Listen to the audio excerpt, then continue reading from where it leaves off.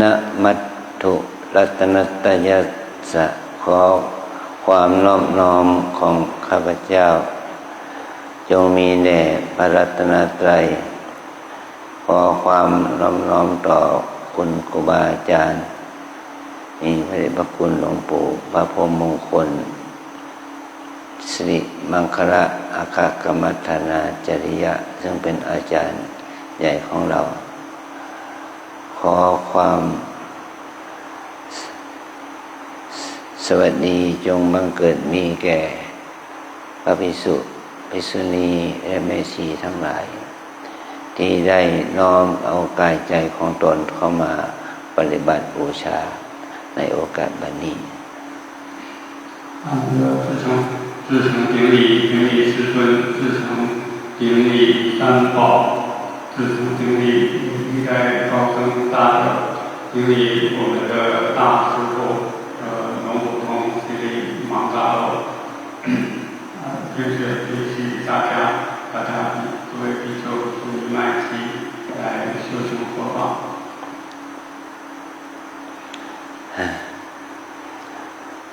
เราทั้งหลายมีความศรัทธามีความเชื่อในเรื่องของกฎแห่งกรรมเราเชื่อว่าการกระทำจะเป็นบุญเป็นบาปมันก็มีผลของบุญของบาปเราจึงอาศัยกรรมดีมีความเชื่อในเรื่องของกรรมดีเพื่อที่จะได้ยกจิตของเราให้เจริญขึ้นในคุณธรรมนี้เรียกว่าเรามาปฏิบัติมาบวชมันก็มาสร้างความดีให้เกิดขึ้นกับเราทั้งหลายด้วยการภาวนาโดยการภาวนาที่องค์พระสัมมาสัมพุทธเจ้าได้ทรงประทานให้เป็นสมบัติของพุทธบริษัทโดยการเจริญวิปัสสนาในแนวสติปัฏฐานสี่อย่างนี้นะ我们所有人都是因为对佛法有非常虔诚的信心，所以才会来到这里。我们都相信佛陀的教法，我们相信做善业就会有好，就会有功德；做善业就会有过犯罪业。我们都深信佛法，所以我们就会去践行各种善行。那我们出家修行就是一个很大的善行，然后我们去修行佛法，我们修行的内容就是毗婆舍那、四念处、禅修。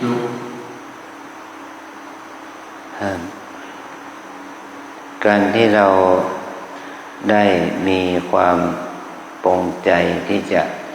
ปฏิบัติวิปัสสนากรรมฐานในโอกาสนี้เราได้สละเวลาของตัวเองมาฝึกอบรมภาวนาในการปฏิบัติวิปัสสนากรรมฐานนี้เราถือว่าเป็นการประพฤติปฏิบัติตามแนวสัจธรรมของที่องค์พระสัมมาสัมพุทธเจ้าได้ทรงบำเพ็ญมาแล้วก็มีพระอริยเจ้าพระอรหันต์เจ้าทั้งหลายทรงบำเพ็ญต่อเนื่องมาจนถึงทุกวันนี้นี่คือว่าสิ่งที่เป็นสาระเป็นประโยชน์ในโอกาสที่เราได้มาปฏิบัตินี้เมื่อถ้าเราได้มีการศึกษาวันที่พระองค์จะนิพพานมีนักบวชชื่อว่าปริภาชกได้มาทูลถามพระองค์ว่าสมณะที่หนึ่งที่สองที่สามที่สี่อะไรอย่างนี้มีในทุกในศาสนาครูบาอาจารย์อื่นหรือไม่ พ พระพุทธองค์ได้ทรงตรัสว่าสมณะที่หนึ่งที่สองที่สามที่สี่มีเฉพาะในวินัยพรหมวินัยนี้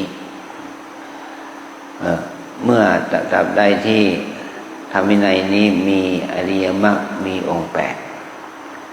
สมณะที่หนึ่งที่สองที่สามที่สี่ก็มีในธรรมวินัยที่นี่แหละเพราะว่าถ้าไม่มีการปฏิบัติตามอริยมรรคมีองค์แปด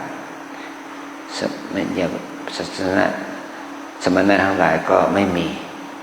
นี่คือเป็นคำตรัสของพระสัมมาสัมพุทธเจ้า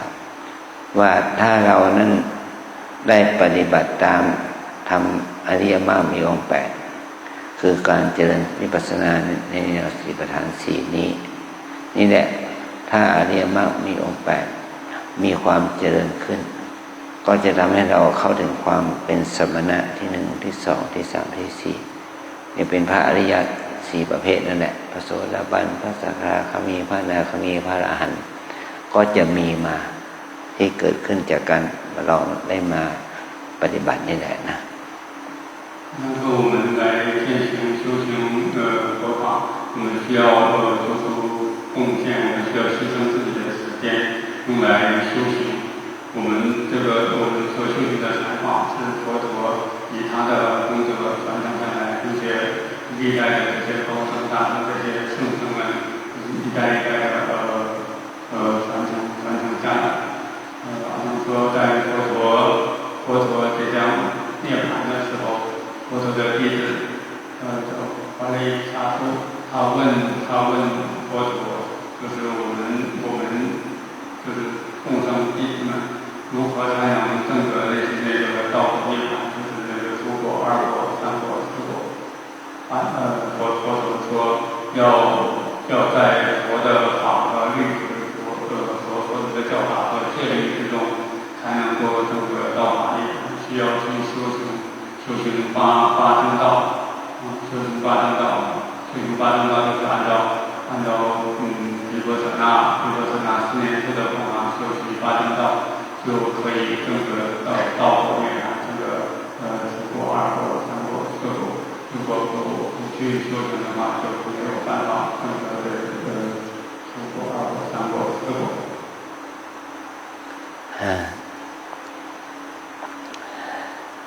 นี่เนี่ยคือเป็นสิ่งที่เราควรจะศรัทธาเคารพต่อพระรัตนตรัยเราเอาเทียนธูปดอกไม้มาบูชามาขอพระกรรมฐานแล้วขอขมาครูบาอาจารย์นี่ก็เราจะได้เรียนรู้หลักปฏิบัติเพื่อความเจริญของอริยมรรคหรือว่าความเจริญของอริยมรรคนี่แหละเราจะได้รู้ถึงว่าการเจริญอริยมรรคนั้นเขาได้แก่การเจริญสติปัฏฐานมันเป็นอันเดียวกันนะเมื่อเราได้เจริญอริยมรรคเจริญสติปัฏฐานไปแล้วเนี่ยมันก็จะก่อให้เกิดความดีงามให้เกิดขึ้นนะในความดีงามเท่านี้เนี่ยมันก็เหมือนกับทำให้ตัวปัญญาที่มีอยู่ในใจเรามันเบ่งบานขึ้นมาให้เรารู้ถึงคุณค่าของตัวศีลสมาธิปัญญาศีลสมาธิปัญญาที่เกิดขึ้นนี่แหละมันก็จะเกิดขึ้นจากการที่เราได้ประพฤติปฏิบัติตามแนวทางของอริยมรรคมีองค์แปดอย่างที่พระพุทธองค์ได้ทรงตรัสไว้นั้นนะ我们来供养这个花香烛，就是我们说明我们在心里面对这些修行对这个大正道有一些需求的心，我们要去修行八正道。这八正道和毗婆舍那4念处是一体的，毗婆舍那4念处就是八正道。通过修习毗婆舍那4念处，去那个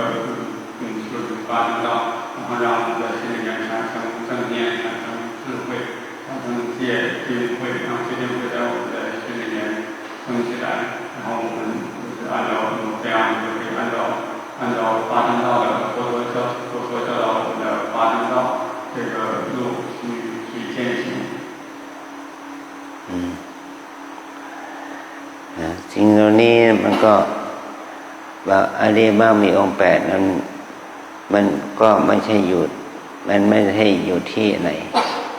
อริยมรรคมีองค์8มันก็อยู่ที่กายใจเรานี่แหละถ้าเราฝึกสิ่งเหล่านี้ก็จะเกิดขึ้นกับเรานะว่าเหมือนกับที่เราเปรียบเทียบนะว่าเหมือนกับเม็ดพืชที่มันอยู่ในใต้น้ำแข็งนั่นแหละมันจะผ่านไปเป็นพันปีหมื่นปีมันก็ยังมีเชื้อถ้าเม็ดพืชนั้นเราเอามาบ่มเพาะก็เม็ดพืชนั้นก็งอกเงยขึ้นมามันเหมือนกับว่าบารมีหรือบุญกุศลที่เราจะทำต่อไปนี่เราต้องมาอบรมบ่มนิสัยบ่มเพาะให้เกิดขึ้นเพราะว่าบารมีธรรมเนี่ยที่พระสัมมาสัมพุทธเจ้าได้ทรงสร้างสมเป็นบารมีธรรมเป็นแล้วเพื่อถึงวันเวลาที่เหมาะสมพระองค์ก็เข้าได้ประพฤติปฏิบัติบรรลุธรรมด้วยพระองค์เองนี่พระองค์ก็เอาหลักการนั้นที่พระองค์ได้ทรงมีประสบการณ์นั่นแหละให้เราทั้งหลายก็เมื่อเรามีบารมีอยู่แต่ถ้าเราเอามาบ่มอบรมบ่มเพราะไม่ถูกต้องมันไม่งอกเงยแต่ถ้าเราเอามาอบรมบ่มเพราะที่ถูกต้องมันก็จะงอกเงยงอกงามนะให้เกิดขึ้นแก่เพื่อนแก่พุทธบริษัทแก่พวกเราทั้งหลายได้นะ好像说发生到不在别的地方，发生到就在我们的身和心，我们通过修行就可以让发生到在我们的身心里面升起，就是我们去践行这个我们的这个拿内部的修行，就会让发生到在我们的身心上面升起来，也就是它会一直在我们的身心之中。如果我们不去践行的话，它就不会升起来。所以我们要去通过去修行，让发生到在我们自己，不是在外边，在我们自己的身心里面发生到能够升起。เนี่ยมันจึงมาเหตุว่าการเกิดขึ้นของพระพุทธเจ้าถือว่าเป็นโอกาสอันประเสริฐอย่างยิ่งเพราะว่าถ้าไม่รู้จักวิธีการเราก็เข้าถึงหลักการวิธีการนั้นไม่ได้บุคคลที่รู้วิธีการอบรมจิตก็คือพระสัมมาสัมพุทธเจ้าแล้วเอาหลักการพัฒนาจิตนั้นเอามาสอนพุทธบริษัทมาจนถึงทุกวันนี้เราทำนี่แหละคือความดีงามที่องค์พระสัมมาสัมพุทธเจ้าเป็นพระองค์แรกเนี่ยการเกิดขึ้นของพระพุทธเจ้าจึงถือว่าเป็นการอุบัติขึ้นอันยิ่งใหญ่มีประโยชน์แก่เพื่อนร่วมโลกในสัตว์โลกทั้งหลายที่ได้พบได้เห็นได้ศึกษาพระธรรมเนี่ยก็ถือว่าเป็นการพบการเห็นที่ประเสริฐสุดอย่างที่พวกเราเนี่ยได้มาปฏิบัติก็มันก็ว่าเรามาฝึกตัวเองให้มาเข้าถึงวิธีการหลักการนั้น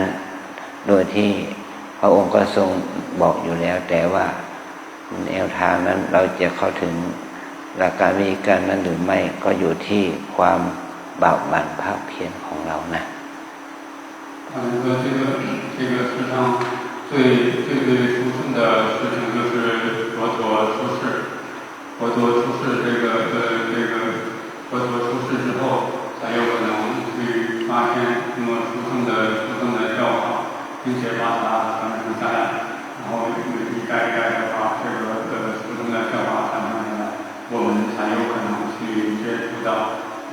个书生的教法能够听从他，来让这些宗教这些法在我们的心里面能够升起来。อย่างในพระองค์ได้ทรงแสดงไว้ในธรรมนิยามสูตรว่าอุปาทาวาภิกขเวตถาคตานังนุปปาภาวาตถาคตานังเนี่ยว่าตถาคตจะอุบัติก็ตามไม่อุบัติก็ตามธรรมนี้ย่อมมีอยู่เป็นอย่างนี้มันเป็นอยู่อย่างนี้มันตั้งอยู่อย่างนี้ตามเป็นจริงของมันว่าสังขารทั้งหลายไม่เที่ยงสังขารทั้งหลายเป็นทุกข์ธรรมทั้งหลายเป็นอนัตตาอย่างนี้นี่คือว่าสิ่งเหล่านี้มันมีอาการอย่างนี้แต่ไม่มีใครตรัสรู้เห็นเข้าใจความเป็นจริงของมันนั้นจึงหลงยึดถือว่าสังขารเป็นของเที่ยงสังขารเป็นสุขสังขารมีตัวตนอย่างนี้มันจึงไม่สามารถที่จะก้าวข้ามกิเลสอกุศลความเห็นผิดความรู้ผิดความคิดผิดออกไปได้องค์พระสัมมาสัมพุทธเจ้านี่เป็นผู้ทรงตรัสรู้ว่าสังขารไม่เที่ยงเป็นทุกข์เป็นอนัตตาพระองค์ได้ทรงตรัสรู้แล้วก็ไม่ได้เก็บไว้พระองค์เดียวพระองค์ได้นำเอาหลักธรรมนี้มาสั่งสอนพุทธบริษัทที่มีวาสนาบุญบารมีจึงค้นพบว่าสังขารเป็นของไม่เที่ยงสังขารเป็นทุกข์แต่สังขารทั้งหลายทำทั้งหลายเป็นอนัตตาอย่างนี้แหละจึงทำให้ท่านทั้งหลายเหล่านั้นได้ก้าวข้ามความรู้ผิดคิดผิดไปได้เข้าถึงมรรคผลนิพพานปรากฏให้ท่านได้ดูได้เห็นชัดด้วยความรู้แจ้งอย่างนี้นะ佛陀在经典中佛陀说这条路是唯一的一条路可以让我们去导向去解脱然后佛陀说诸行无常诸行诸法无我所以佛陀的四众弟子们佛陀说这个无常无我无常无我五蕴都是无常的五蕴都是无的五蕴都是无我的然后佛陀的四众弟子们通过修行去证得五蕴无常五蕴无我五蕴是苦通过这个修行证得这些就是如果其他的就是还有很多世人很多世人认为这个世界上是有这个有我的是可以是常的就是这是很多世人追求的目标但是佛陀的四众弟子们都知道五蕴是无常的所以我们通过修行法去证明五蕴的无常通过这个来获得解脱แม้ว่าสิ่งเหล่านี้มันอยู่กับตัวเรานะแต่เราเห็นยากรู้ยากเข้าใจยากเพราะอะไรเพราะจิตใจของเราทั้งหลายนั้นมีความรู้ผิดคิดผิดเห็นผิดว่าสังขารเป็นสุขเป็นสังขารเป็นของเที่ยงสังขารหรือธรรมทั้งหลายเป็นตัวตนเนี่ยมันฝังลึกอยู่ในจิตสันดานของเรามีหนำซ้ำยังมีถูกกิเลสครอบงำอีกเป็นอนุสัยกิเลสนอนเนื่องอยู่ในจิตใจของเราจึงทำให้มันจึงทำให้เราไม่เห็นความจริงของสัจธรรมความจริงของชีวิตความจริงของชีวิตมันก็เป็นสิ่งที่เกิดขึ้นตั้งอยู่ดับไปแต่เราเนี่ยมองไม่เห็นความจริงนี้จึงทำให้เรานั้นเข้าถึงความบรรลุธรรมไม่ได้นี่คือสิ่งที่เราประสงค์ก็คือว่าเราฝึกปรารถนาที่จะบรรลุธรรมเข้าใจถึงธรรมว่าสังขารไม่เที่ยงเป็นทุกข์เป็นอนัตตาอย่างนี้มันถ้าเมื่อเราเข้าใจแล้วมันก็จะทำให้เรารู้แจ้งตามความเป็นจริงเข้าถึงมรรคผลนิพพานได้เพราะเหตุนี้说虽然这个法就在我们的身心之中，但是我们这很难去看到，很难去发现它，因为我们的心里面有很多的这种烦恼，我们因为有很多烦恼，我们会认为这个轮回是可以快乐的，轮回是可以去确定的，是长的，也轮回是可以控制的，可以有我的，所以我们就会因为有这样烦恼，我们一直去追求这些，导致我们就看不见我们内在的这些法，然后我们去修行之后，让我们就提升我们新的质量，让我们去有办法会看到这些轮回是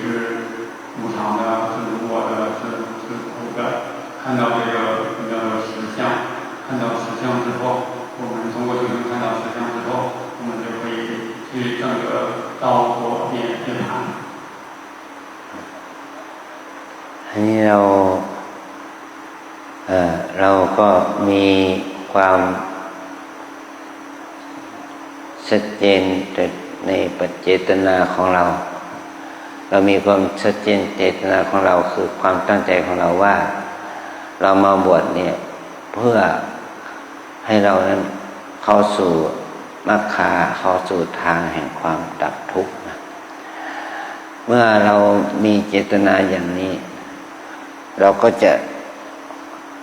ขวนขวายเพื่อจะให้เข้าถึงทางแห่งความดับทุกข์เมื่อเราประพฤติปฏิบัติตามทางนั้นแม้ว่ามันจะรู้สึกว่าไกลแต่เราก็ต้องบักบั่นภาคเพียรให้เข้าถึงไม่ใช่ว่าทางนั้นไม่ใช่ทางมันสั้นๆใกล้ๆทางของการบรรลุธรรมมันก็ยาวไกลแต่อาศัยความศรัทธาความบักบั่นตั้งมั่นให้ตั้งจิตมั่นให้เรานั้นได้ดำเนินไปสู่ทาง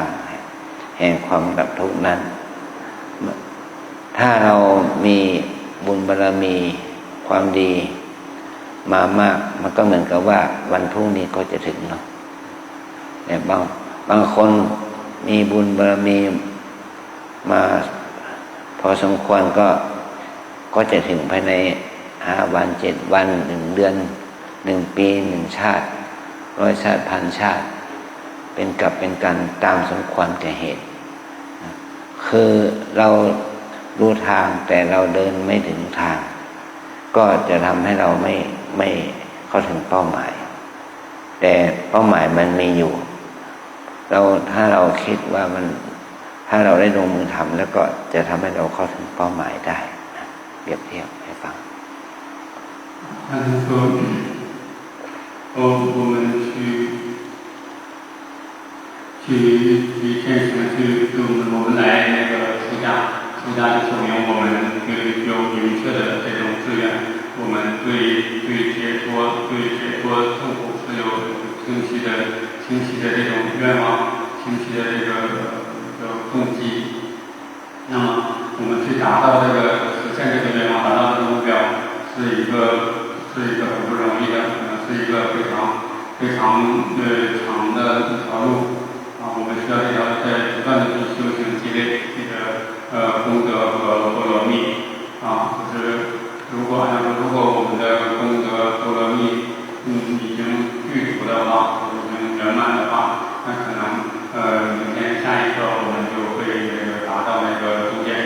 但是也有可能会是7天，或者是半个月、1个月、半年，但是都有可能。我们的功德波罗蜜圆满的话，我们就可以达到我们的目标。อย่างที่เราได้มีความเชื่อกันทั่วไปว่าเหมือนกับเราเชื่อว่าพระโพธิสัตว์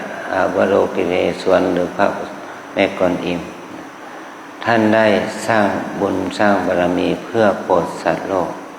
นั่นแหละให้หลุดพ้นจากทุกข์แต่เหตุว่าคนทั้งหลายนั้น มีอินทรีย์มีบารมีน้อยด้วยอาศัยความศรัทธาที่มีต่อพระพุทธเจ้าหรือต่อพระโพธิสัตว์เจ้าก็จะต้องบำเพ็ญบารมีเป็นกลับเป็นกันในสวรรค์ในเทวโลกอย่างนี้อันนี้ก็เปรียบเทียบเมื่อเราทั้งหลายเขาเช่นเดียวกันเรามาเป็นพระเป็นภิกษุณีเป็นแม่ชีนะเราไม่ต้องไปกังวลว่าเราจะไปเกิดในสวรรค์ชั้นสุขาวดีอะไรหรอกเราใช้สัจจะความจริงที่เราได้มาบวชนี่นะที่เราได้มาปฏิบัติที่นี่มันก็เท่ากับว่าเราได้สร้างทางแห่งความดับทุกข์ให้แก่ตนโดยไม่ต้องไปรอไปเกิดในสวรรค์เทวโลกเราอาศัยการรู้อยู่เป็นอยู่เห็นอยู่ประจักษ์อยู่ณปัจจุบันเนี่ยนะว่าธรรมะของพระพุทธเจ้ามีอยู่ในโลกนี้สมบูรณ์แบบสมบูรณ์ 100%การที่เราได้มาปฏิบัติก็จะทำให้ธรรมะนั้นเกิดขึ้นกับตัวเราเมื่อธรรมะมันเกิดขึ้นกับตัวเราได้ถึง 100% เป็นอย่างนี้เป็นต้นนะมันก็จะทำให้เราเข้าถึงคุณธรรมอันสูงสุดคือมรรคผลนิพพานแก่ตัวเองได้นะ这个是一个事实，就是佛陀说所有的众生都可以成佛，但是有很多众生他们的那个福报和那个波罗蜜是很少啊，就是现在没有足够的福报和波罗蜜。那么有很多人为了自己的这个达到愿望，他可能去祈求天人啊，祈求神仙。希望能够得到一些福报一些回报。那么作为佛教徒，我们不会采取这样的方式，我们会去走另外一条路，就是去践行真实法，佛陀教导我的修行的方法，通过去修行去参加真实法，用这个方法来去积累我们的这个福报和波罗蜜，这才是我们最终究竟可以解除的那条路和那个方法。นี่คือองค์พระสัมมาสัมพุทธเจ้าได้ตรัสว่าเอาการที่พระองค์ได้มาตรัสรู้ในมนุษย์โลกนี่เป็นสัจจะเป็นความจริงที่ประจักษ์ว่าพระพุทธเจ้าได้บรรลุธรรมตรัสรู้ธรรมในมนุษย์โลกพระองค์สอนธรรมให้แก่มนุษย์มีพระอรหันต์พระปัญจวัคคีย์เป็นต้นนะในฐานะที่ท่านเป็นมนุษย์สอนธรรมให้แก่วาสุวาสิกาเนี่ยนี่ถือว่าการที่เราได้เกิดเป็นมนุษย์นี่แหละมันเป็นภาวะที่สมบูรณ์ที่จะทำให้มนุษย์เราเข้าใจทุกเหตุเกิดทุกความดับทุกข้อปฏิบัติให้เข้าถึงความดับทุกข์มันอยู่ที่นี่มันอยู่ที่กายที่ใจเรามันอยู่ที่ชีวิตของเราทุกคนนี่แหละนะคือสิ่งเหล่านี้ไม่ต้องไปรอภพหน้าชาติหน้าให้เราทำได้ในภพนี้ชาตินี้เป็นต้นไปนะแม้ว่าเราจะทำได้แค่ไหนก็ให้ทำไปบุญกุศลนี้ก็จะได้เอื้อเฟื้อเกื้อกูลพวกเราตั้งแต่วันนี้เดี๋ยวนี้ขณะนี้นะ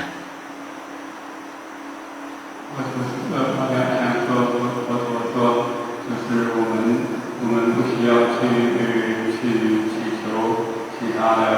这些神仙天人，我们自己就有这个最殊胜的这个法，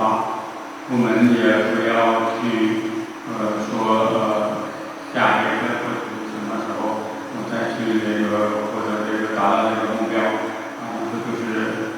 这一生，我们就要去那个正得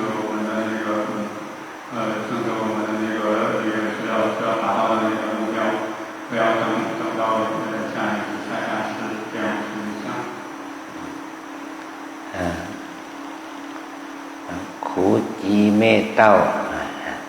ขูจีเมเต้าสติสติเราก็มีอยู่ที่นี่อริยสัจสี่มันก็ยังมีอยู่ที่นี่ทุกข์ก็มีอยู่ที่นี่เหตุแห่งทุกข์ก็มีอยู่ที่นี่ความดับทุกข์ก็ดับทุกข์ที่นี่วิธีปฏิบัติให้ถึงความดับทุกข์ก็อยู่ที่นี่เหลือแต่ความเพียรความพยายามความมีสติความมีสมาธิความรู้แจ้งรู้ชัดที่เกิดจากที่เราได้มาปฏิบัตินี้ที่เราอาศัยหลักสติปัฏฐานสี่นี่จะทำให้เราเข้าใจหลักอริยสัจสี่ตามความเป็นจริงนะ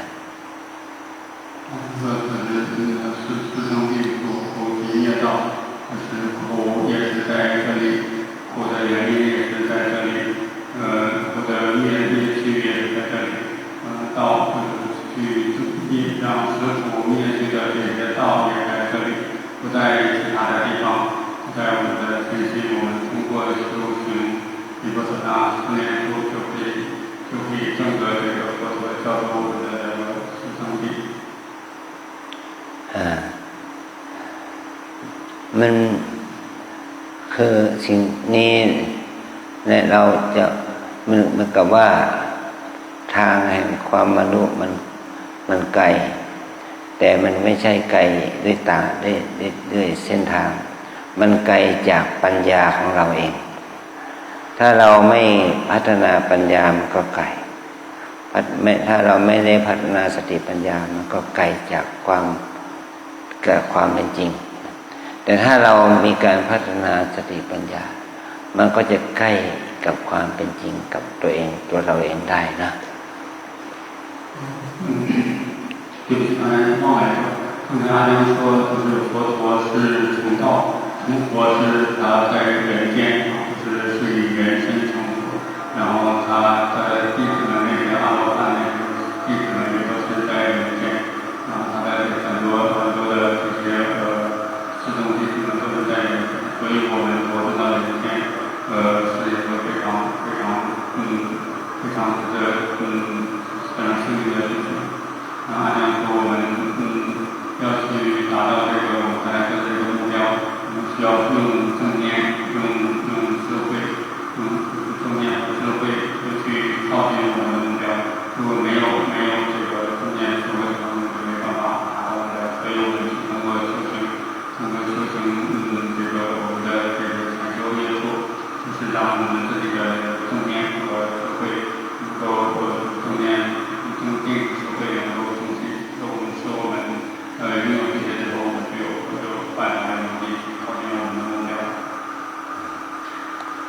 มันตัวอย่างมันก็มีโรคแล้วก็มียารักษาโรคภัยไข้เจ็บมีอยู่แต่ยารักษาโรคไม่มีมันก็จะมันก็จะทำให้เรารักษาโรคภัยไข้เจ็บไม่ได้คนเป็นโรคก็ตายไปแต่ถ้ามีผู้ที่มีความรู้ไปหายารักษาโรคได้ก็เอายานั้นมาให้แก่คนที่ป่วยเป็นโรคนั้นทำให้ผู้ป่วยเป็นโรคนั้นไม่ตายหรือว่ายืดเวลาไปก็โดยอาศัยความเป็นผู้มียารักษานั่นแหละอันนี้ก็เหมือนกันความทุกข์ของโลกความทุกข์ของสัตว์โลกเนี่ยความทุกข์ของมนุษย์เราเป็นต้นเนี่ยนะมันก็เป็นความทุกข์ที่มีมายาวนานเมื่อพระพุทธเจ้าอุบัติพระพุทธเจ้ามาเมื่อพระพุทธเจ้าเป็นพระโพธิสัตว์เมื่อเป็นพระองค์เป็นพระโพธิสัตว์ก็เห็นทุกข์ของสัตว์โลกตามความเป็นจริงแต่พระองค์นั้นหาวิธีการผลิตยารักษาโรคโดยการสร้างบุญสร้างกุศลสร้างบารมีสร้างปัญญามาจนถึงที่พระในยุคในวัยในวาระที่พระองค์เกิดในชาติสุดท้ายจึงหายาที่ถูกต้องแก้โรคให้ถูกต้องได้แล้วก็ ผลิตยาคือพระธรรมธรรมโอสถนะให้พระองค์เองด้วยให้แก่พุทธสาวกสาวิกาพุทธบริษัทให้กินยานั้นด้วยยานั้นเป็นยาที่ถูกต้องจึงหายจากโรคภัยไข้เจ็บอย่างนี้เป็นต้นนะ就是就像生病，如果生病的话，就要有药来医治。一个人生病了，如果没有药，这个人可能就会死去。如果有药可以治的话，他就可以活下来。那我们众生的苦就像是一种病，这种病已经存在了很长很长的时间了。佛陀是为了去寻找这个药，寻找这个众生痛苦的这个药，他去践行这些菩萨道，修行无数的那个大劫啊，很长很长的时间，去找到这个治疗众生苦的这个药，这是我们的这个禅修，这个是修行方法，并且把这个方法传给他的那些弟子们，弟子们把这个药一直传承下来，去治疗众生苦这一个病。เราทั้งหลายเป็นโรคไหมเราเป็นโรคภัยไข้เจ็บไหมฮะปิ้งเราเป็นโรคภัยไข้เจ็บกันไหมโรคแก่โรคเจ็บโรคตายนะโรคเราก็ต้องมีโรคอยู่แต่เราหายามารักษาโรคได้กันทุกคนไหม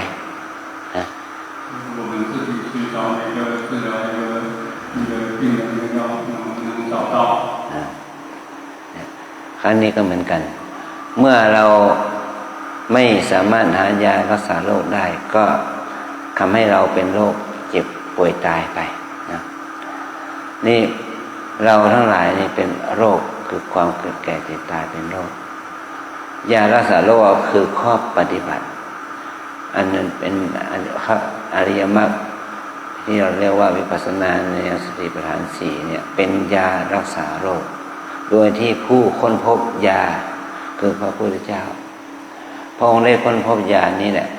จึงเอาวิธีการนี้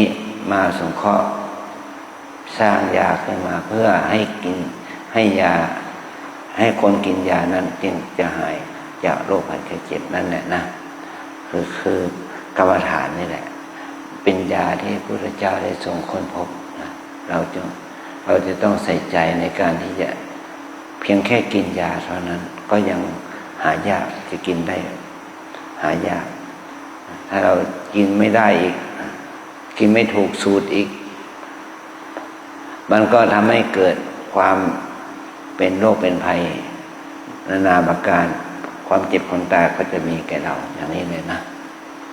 如果我们找不到我们的解药，我们就会吃药。那个药就是这个我们的生老病死这个痛苦的这个解药，就是比如说那10年处，这是一个非常非常宝贵珍贵的一个药，除了相对于我们的方法，但是我们要去认真，要用认真去精进的去践行就是这个方法，就是去吃药。吃药的话，如果我们不认真吃药的话，那我们的那个病就会再次生出来，就会死掉。所以我们既然得到了这么宝贵的这个药这个方法，我们就要用心努力的去践行，然后可以去把我们的病治好。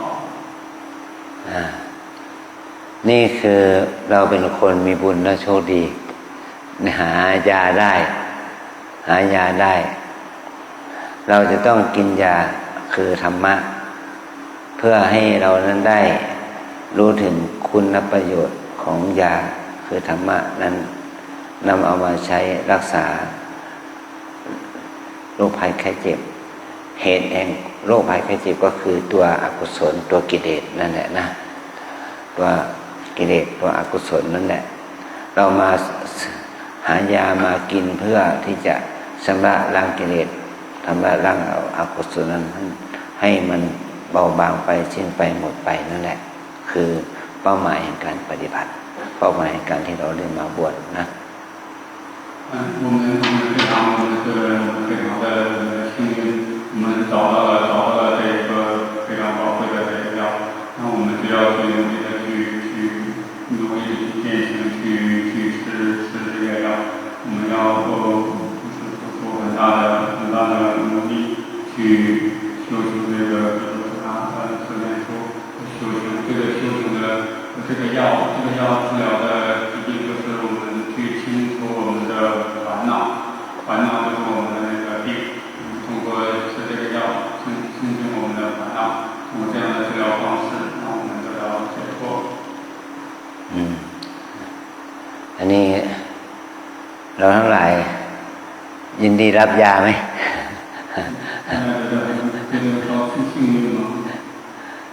รับยาซื่อเนื่องสู้ซื่อเนื่องสู้เซินเนื่องสู้โซ่เนื่องสู้ซินเนื่องสู้ฝะเนื่องสู้นะเซินโซ่ซินฝะเซินเนื่องสู้โซ่เนื่องสู้ซินเนื่องสู้ฝะเนื่องสู้เซินโซ่ซินฝะเราจะต้องเจริญสติปัฏฐาน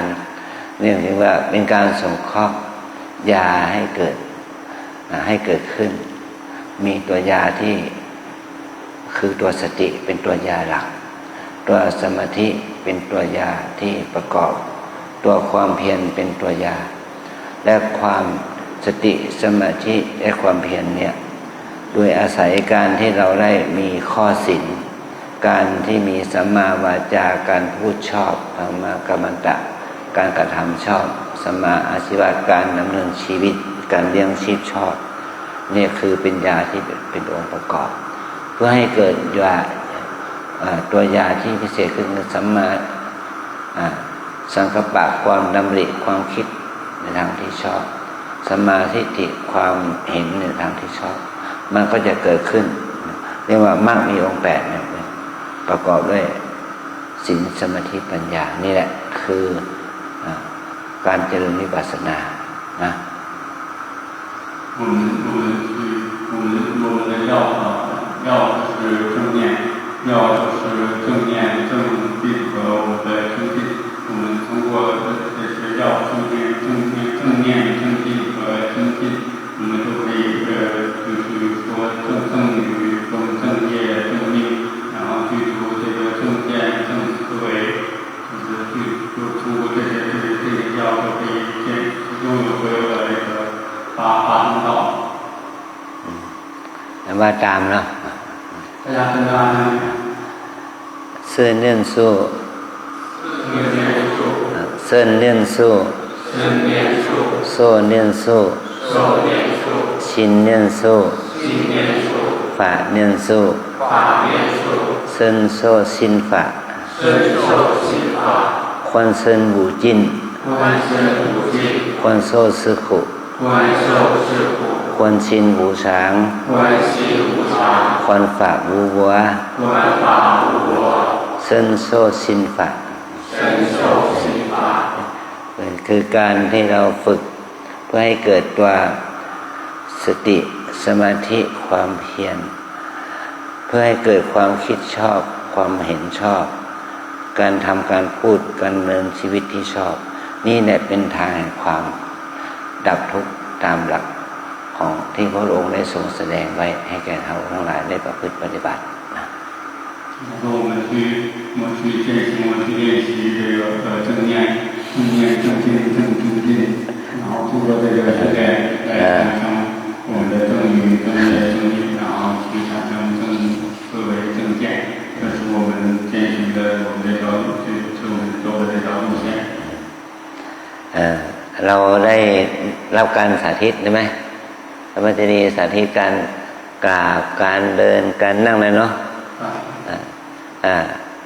การถ้าเราที่เรียนก็เอาสาธิตการกราบการเดินการนั่งให้เราให้มีสติอยู่กับกายอิริยาบถน้อยใหญ่การทำกิจกรรมน้อยใหญ่ให้เรามีสติอยู่กับกายนี่เซินเดินสู้คือการมีสติอยู่กับกายนะ โดยการที่เรากราบเดินนั่งคุยหยัดกุ้งไปตั้งแต่เช้ายันจนถึงตื่นตักจิตตื่นนอนจนถึงหลับนอนนั่นแหละนี่เราต้องสติอยู่กับกายให้มีความสมดุลแห่งกายหรือว่ากายานุปัสสนาแล้วดูถึงกว่าอาการของกายอย่างนี้เลยเนาะ就像我们那个练习的那样，我们礼佛禅、体禅打坐，就是我们在觉知身体的每一个细微的动作，这种大的动作、小的动作，这个就叫做身念处。我们通过去觉知，身念处来训练我们的正念，就是所有生活中所有的这个动作，我们都要努力的去保持觉知。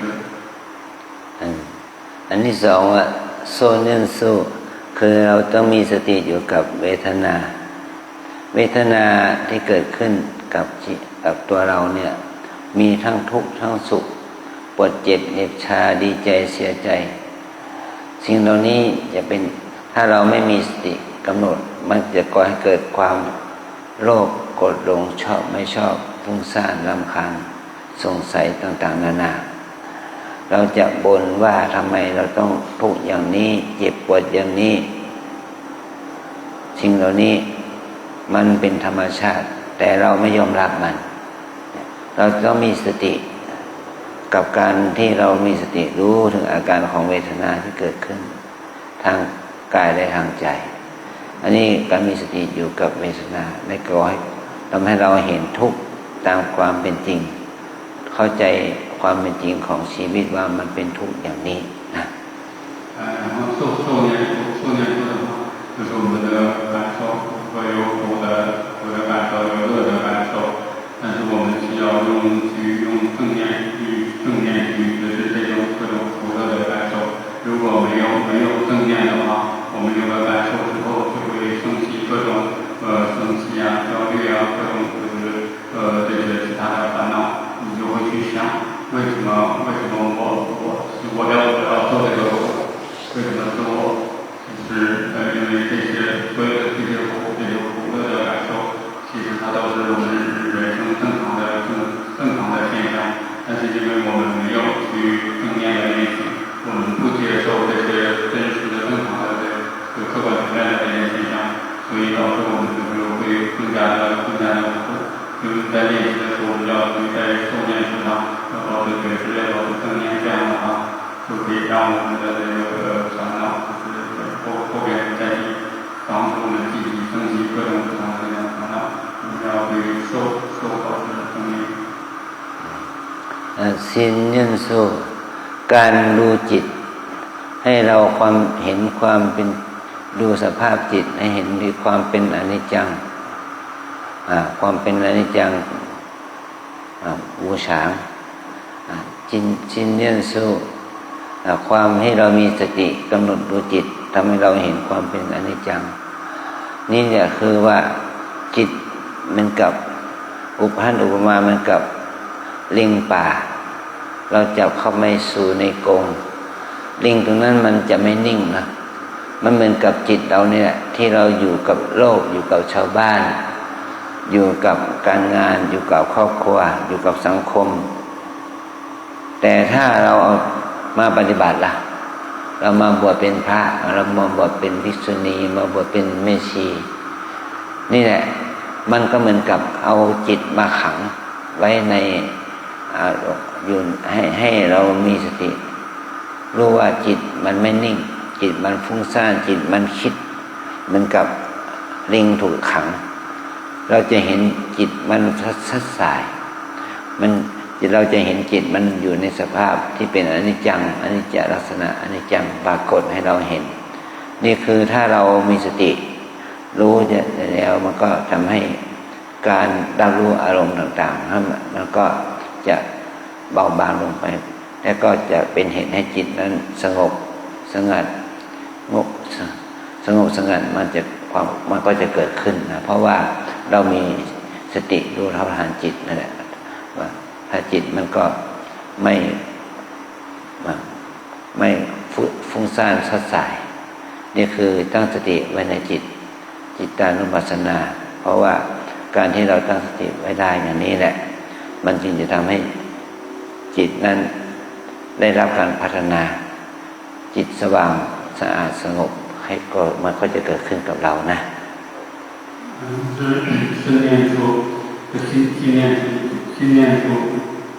我们去观心念处的话，就特别容易能够看见无常，因为我们的心就是一直在不停的变化，从来没有停下来。然后我们出家做比丘、比丘尼、做门旗，就是我们的目标就是去要去努力的看到这些，去接受，看到我们的心不停的变化，看到这个心是无常的，并且通过这些看到的这些训练，让我们的心去接受这个真相，就是无常的，这个心一直是无常的，不可控制的，这是我们要练习的一个方向。ธรรมานุปัสสนาสติปัฏฐานฝากเรียนสู้คือเราทั้งหลายนะเรามาจากที่บ้านเราจากเมืองจีนก็ตามจากเมืองไทยก็ตามเราเอาตาหูจมูกลิ้นกายใจมาด้วยเมื่อเรามีตาหูจมูกลิ้นกายใจตาหูจมูกลิ้นกายใจที่เราเป็นทุกข์กับมันที่เราอยู่ที่บ้านที่ทำงานที่ครอบครัวเราก็เอามาไว้ที่วัดมันก็มาทุกข์กับที่ตาเห็นหูได้ยินจมูกได้กลิ่นลิ้นได้รสก็ได้สัมผัสที่เราอยู่ที่วัดก็มันก็จะเป็นโทษแก่เราแต่ถ้าเมื่อใดที่เรามีสติกับการเห็นการได้ยินกลิ่นรสสัมผัสสตินั่นแหละจะทำให้ได้บุญกุศลเกิดขึ้นโดยอาศัยการได้เห็นได้ยินกลิ่นรสสัมผัสนั้นมีสติมีสัมปชัญญะมีความรู้เท่าทันมีวิริยะมีความเพียรมันก็จะทำให้มากุศลบุญกุศลมันก็จะเกิดขึ้นเพราะการมีสติเป็นไปในตาหูจมูกลิ้นกายใจนะ法念说不管我们是来自哪里，我们是中国人还是泰国人，不管我们在哪里，我们是哪里的人，我们都一样，我们都有这样的生意。我们每天都会眼睛都会接触外面甚至会看到很多东西，然后其他的那个都一样。那我们在平时的世俗的生活中，我们每天我们的眼耳鼻身意都不停的接触外面，它也不会产生什么功德。但是我们开始训练之后，我们通过觉知看的时候去觉知看，听的时候去觉知听，就是这个每一个都去觉知，这是一个最大的功德。